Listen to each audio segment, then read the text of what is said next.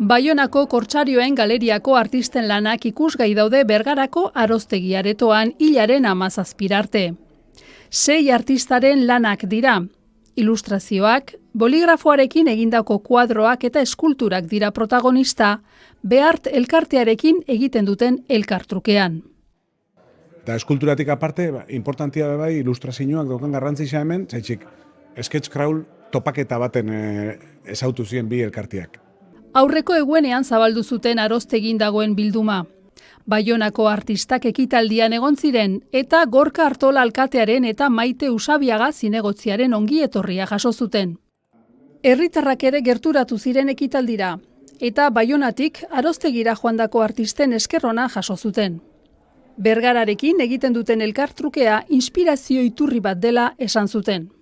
Bueno, eroke Bazkaixan esan dozkue, gu Baionara juten gazenian inspirazio bila ibiltzen gazen moduan erreka ondoti pasiboan, erondako Bergara etortzia bai inspirazio mota badala, eta horreitxik mantentzen da bezala hartu eman hau, elkartien arteko hartu eman hau, bai Baionako Kortsarioak eta bai Bergarako Behart elkarteko sortzaileek. Orduan, inspirazio puntu bada erakusketia.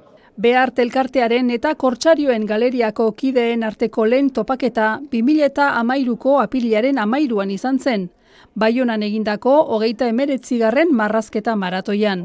2013 urtia esan, eta sketch crawl marrazketa topaketa bat antolatzen dena Euskal Herri mailan, urte hortan Baionan tokauzan, eta horre harremanak inzien, pixkatxoa Bergarako artistak, Pili Azkarate, eta beste hainbat artista, eta Baionako jendien artean.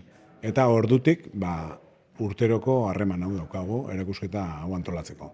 Elkartrukearen hurrengoa Behartek egingo du 2027an. Baionako Kortsarioen galerian erakutsiko dituzte euren lanak.